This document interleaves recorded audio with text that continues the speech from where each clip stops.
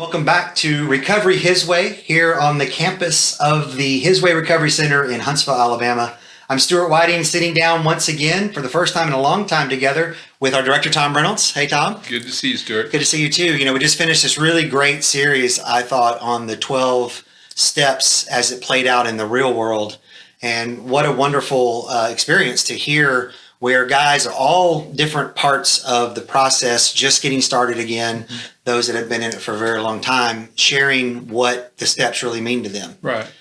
I think so many times the steps, when we presented this little series before, we talked about 12 steps, which seems real theoretical. We looked at how the scriptures relate to them, and I thought that was good academically and spiritually to see the connection. But really seeing how it works out in real life is really exciting to see how people's lives are molded around that, and how it really rubber meets the road, and how people really live these ideas out. Yeah, and it's interesting because we are constantly in this, spectrum of guys starting out and working recovery, and those that are staying plugged in and helping constantly. Anytime you take a snapshot of our program, and then to hear, those real world experiences.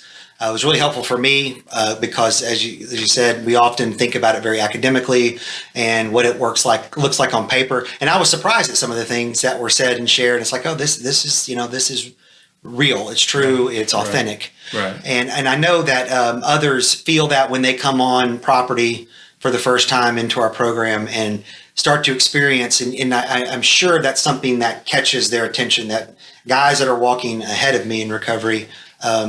They're experiencing something real and authentic. And so we're starting this All Rise podcast series in conjunction with our All Rise event on August 18th. Why don't you tell us a little bit about that event? Right. Every year for a number of years, we've had our big fundraiser event. So it's always been, we've had a number of different personalities and celebrities come in and speak and share and we've grown every year with people coming in and doing this fundraiser, but really more than a fundraiser, more of a community raiser, in a sense that developing community awareness, getting more people involved. We've really been excited. To me, the more people we can get to come and hear our story and hear the story of the guys and what's happening that God's doing in the lives of people is really what I want to have happen. And I think the fundraising part kind of just happens as a byproduct to that.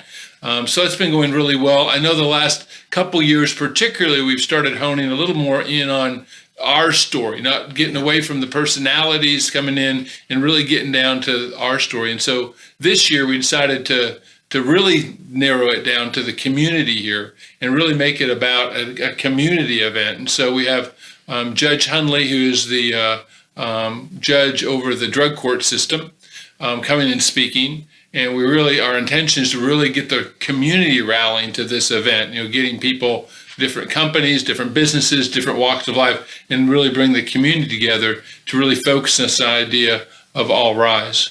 Yeah, so All Rise is playing two different, pun, a little bit of play on words with Judge Hunley being here and thinking of kind of a judicial setting, but more than that we as a community rise up to meet this challenge. Mm-hmm.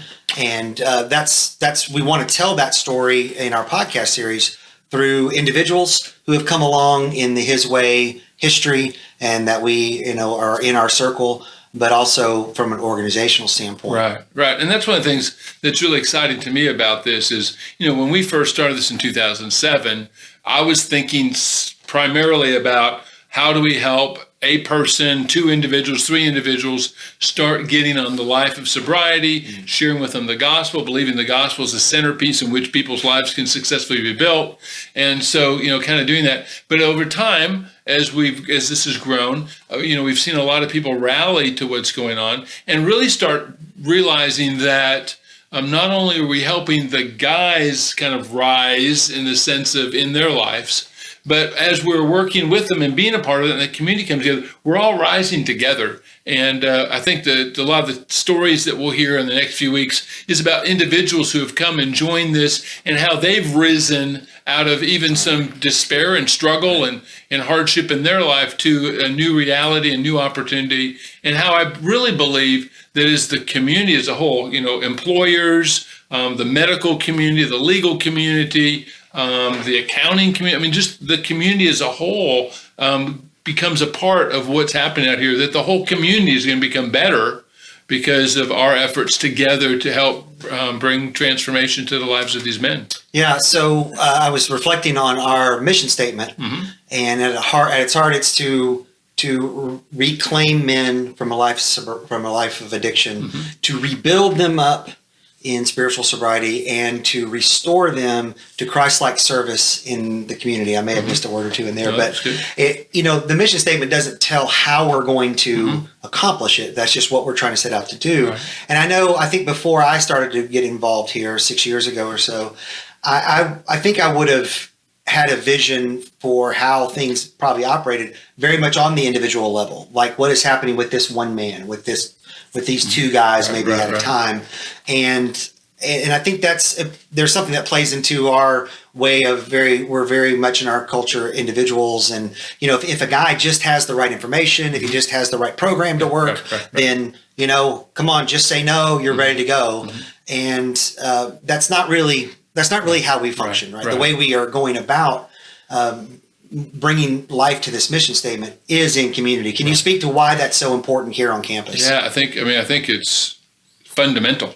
In fact, probably the most important thing. I mean, even within our Christian experience, Stuart, we have a personal relationship with God through Jesus Christ. However, that relationship is lived out in what God calls the church. The church is not a peripheral idea. It's not a add-on. It's not a adjunct thing. It is a centerpiece of what God is doing. I think Christians miss that a lot. Well, do I have to be a Christian and go to church? I mean, being a part of the church is being Christian. And that this community that supports and rallies and loves and expresses the love of God to each other is foundational to the transformation process. And so I think that happens within our lives, within the church. I think that happens very much within this community, maybe even more so, because fundamental to addiction is isolation. I was listening to some of the guys' stories even last night, and they're talking about how lonely they were, how isolated they were, how alienated they were, how separated they were from everything, their families, even themselves, God certainly, and how this experience of recovery has reconnected them. And then really the recovery process is about building those and strengthening those connections. And so those connections have to do obviously with God first and foremost, but they also do with their families, with building healthy relationships. Most of these guys have never had healthy relationships with males in particular. And so being a community of 50 guys that are all loving each other and serving each other is critical. And then starting to feel that validity outside of this community, because as an addict, you feel very separate from the community as a whole. The sober community and me, we've just never had a good relationship. I'm always the outsider. I'm always the afterthought, or even the alienated person within community. And all of a sudden, the community rallying together to support these guys really is a stamp of validation. I remember a number of years ago, helping a guy get a dental appointment at a dentist office. And he came back to me later. He said, wow. He said, they treated me like a regular person. I came in, I had my appointment, I signed these papers, I went in, I sat down. He said, a number of months ago, I was at that same location, and they called the police and ran me off. Because as an addict, I was just an alienated, separated person. Now I'm part of the community, and they're welcoming me in. They're rolling out the red carpet, and they're treating me like a person of validity. And I think that community experience and feeling like they're being welcomed in the community is a critical part of the recovery process. Yeah, and it's something as you pointed to, we all need, and we often think we just, again, in our Christian lives, just need the right information and avoid the bad things. But there's something fundamental to who we are. And it starts on page 1 of our Bible, where we are created in the image of God, and God is in community with himself, which is a concept that's hard to understand, but it's there. And then I find it interesting as I teach, I use the first 2 chapters of Genesis in my Bible class over and over again with the first month guys. And I always like to point out when we're going through the first page, is like the first chapter, God said this is good, and this is good, and this is good. And so God knows what is good for us. The story is making it clear. There is one thing he says is not good. And the first thing he says is not good. It's not good for us to be alone. Right. And I do think there's something within men in particular. We believe that we can conquer the world and do whatever we want and be on our own. Right. And it's unfortunate that we don't esteem the community more in our broader context of our culture, and you go out and be your own man. And it's something fundamental, betraying what we need and who we are. And I love to see here the guys responding to the community. I understand from the event last night, the podcast that was being done here on campus, it was asked, what's it like being here at this, addiction recovery facility? And I know one of our guys said, well, I don't feel like that's what this is. This is home. Right. And, it occurred to me in talking to one of those staff members, it's like many of, I guess if you look at a lot of the guys' stories, a lot of the reason why they are here is because they didn't have a home anymore for all the reasons you said. They alienated, they burned bridges, they were whatever it may be. And so you're going to find a community somewhere. The question is, what is it going to look like? Right. And I think the beauty of this so many times is, we see it every day. If you look around us here on campus, a guy is doing his work, but he's surrounded by 3 or 4 other guys that are all kind of helping him, pointing out things, guiding him, and everything's being done in this sense of community. And it's interesting. We had a new guy came in yesterday. And so always in the evening, we introduce him, let him introduce himself, where he's from, what his name is, anything he wants to say. And we always kind of say, welcome home, and have this big applause for him. And later on within our conversation, one of the guys who's pretty new here, he's been here a couple months, he kind of turned to him and put his hand on his shoulder and said, these guys have been here for me. I just want you to know I'm here for you. Yeah. And I'm going to make sure you're going to be okay. Yeah. And that's what this community is about. Yeah. And that's what God's doing. And I think it's so critical to the healing process. And for us in the leadership of His way, it's to recognize, we really can't script that too well. That's something that's happening really outside in all the times, the downtimes the guys have, and, spending together, working on materials or working at the thrift store, whatever it may be. But it ends up being, it's the blessing, because I asked our morning manager today, I said, how's the pulse of campus? I do that every now and then. He said, man, it's almost like it's running itself. The guys come in, the ones that are just a little bit ahead of them, they know where to go. They're being told, hey, make sure you're on time, and really reinforcing the things we want the program to be like. And I know there were times in the past where that was not the case. And I've heard you talk about how the stability that's here right now, it feels is a real blessing compared to maybe what's been in the past. Well, speaking of what's been in the past, I was curious, speaking more organizationally outside of campus, if you will, the kinds of partnerships that have come alongside with us and where we are now, what it may have looked like back in 2007, and thinking about, would you have partnerships with other groups who were really, trying to give some ministry to this community and rise it up? Yeah, we really didn't have a lot. I mean, that was really the challenge at the beginning. It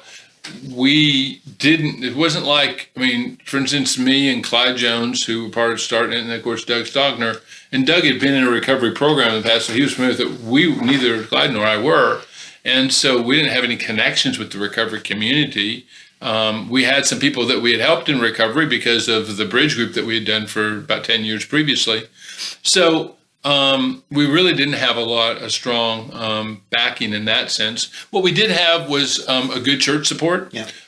We were part of a congregation that was very supportive and offered resources in terms of not so much financially, but more just emotional support, spiritual support. The guys have always been required by our program to attend our local congregation, Central Church of Christ, for the first few weeks. And the church has always been super supportive and receptive.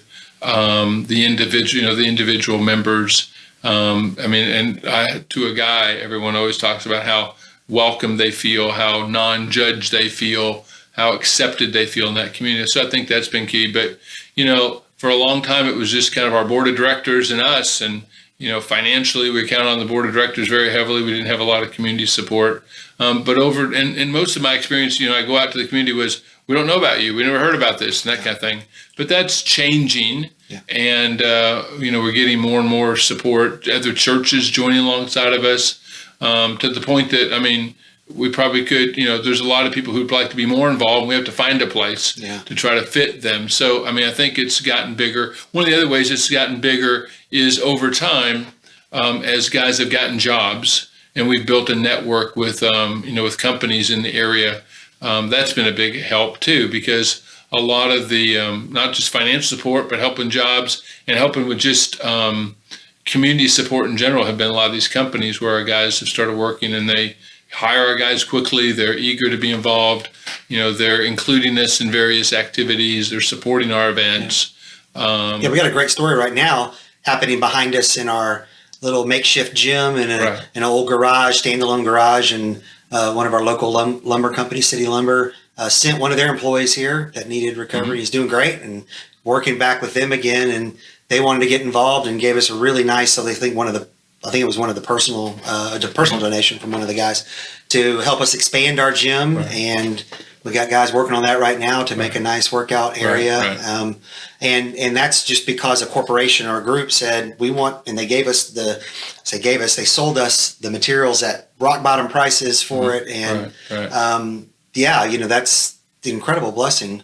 What about one of the things we say is we are trying to be a comprehensive, ministry to the guy across his whole life. And have you seen that change over time in the kinds of organizations that are helping us with that? Sure. I mean, it's been wonderful to watch that, because when a guy walks through our doors, there's more than just get off alcohol, get off drugs. I mean, they have a lot of health issues, dental issues, health issues.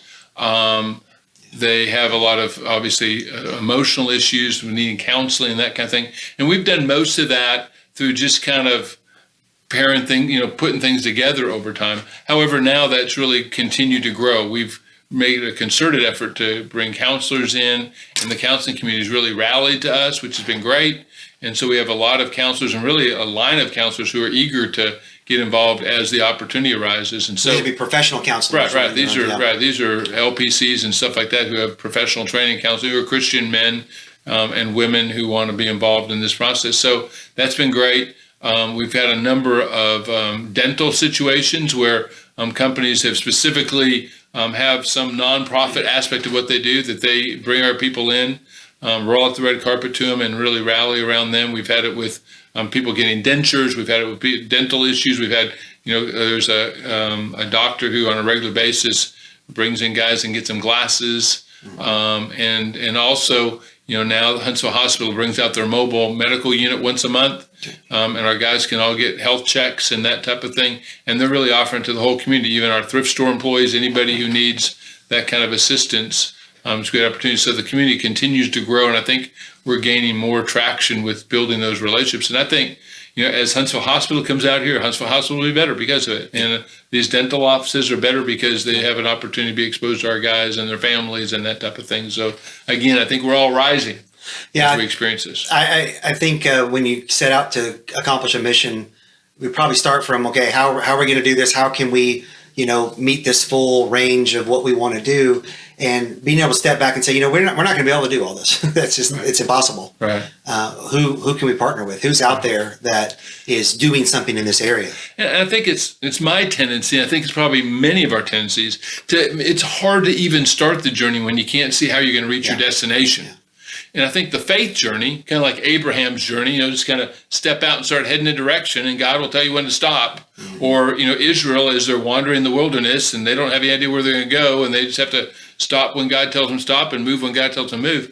I think that's a part of the journey that we had to be on. So, as we started meeting people with all these needs, it's overwhelming. It's like we meet these guys. I remember one of the things I've always felt strong, and I always promised everybody who walked through the door, we're going to do everything we can to meet the needs that you have, whether it be legal, whether it be medical, whether it be emotional, relational, whatever they are. And then we have to kind of figure out how to do that. And I think that's been a real blessing, seeing the community come together and help us bring the pieces we typically haven't had and help meet those, and really see how we're putting together more and more pieces and building the building blocks of an even more comprehensive recovery process. Yeah, I really appreciate you mentioning that these other organizations that are coming to serve our community will be blessed by that and will be improved. And I think that's another fundamental principle that I think we've captured that in our vision statement, to find other mission-oriented companies. I don't think we said it that way in the vision statement, but we want to be a rallying point for people, because there is a blessing and a benefit to giving back, to being involved in helping someone else. It's a core fundamental Christian principle. And I know, to everyone that I know is involved, at least in the His Way mission, they will all say that. And that's obviously what we're going to be doing in the next few weeks in here, is talking to individuals who have that as part of their story now, versus, maybe just sitting on the sidelines, as it were, wondering, how can I really live my faith out in what I think is a meaningful way? And I know we've done this before in this podcast, and, for those listening and wanting to be involved, find something in your community. There's organizations, there are needs ready to be met, and find someone who's already working in that area, and you'll start to get that blessing, and then that all becomes a positive cycle for just bettering. And I want to really, I know for me, I really want to encourage Christians, churches, to get into recovery ministry. And I know you're going to say, well, but there's so many needs out there, I don't know how we meet them all. Well, you're going to build a network through you to help the community come together. I think, like you said, I think we're all looking for ways to be involved. We just don't know how to do it. And so if a church will say, hey, we'll reach out to some people who are struggling in substance abuse, and then they might have a doctor or a nurse or a dentist or somebody else or a lawyer that can come alongside that situation and help. I think it blesses everybody. We all get to aspire to that because, one person or one group kind of said, hey, let's try this and get plugged in. They become an avenue, a vehicle for a lot of people to get off the sidelines and get in the game. And so I think that's a blessing for everybody. You just gave me the picture of, this ocean of turmoil and chaos, and, wondering, where can I be plugged in and help? And, if you just have one pylon, as it were, one pier, in that, man, all of a sudden an ecosystem builds up around that. And it's true everywhere you look in the world, that, if there's just someone willing to put down a stake and say, we're going to be a part of this, try this. And we don't know exactly what we're doing. And I know you say that over and over again, back in 2007, you wanted to help some people, didn't really know what you were doing, and had a few other people along for the journey. And then I'm sure, you'd say, well, I didn't know it could turn. And Clyde would always say, I never imagined it could be like this. Well, of course, it's impossible to do that. Because you don't even know the ways you're going to be pulled and stretched by these other groups and people coming in and joining us. And I think every time we get a chance, as we know biblically, every time we get a chance to help, whether it's financially giving, whether it's giving our resources, giving our time, giving our energy, we receive far more than we ever give. And so, I think what God has done here is create an opportunity for a whole community to be better, to be blessed.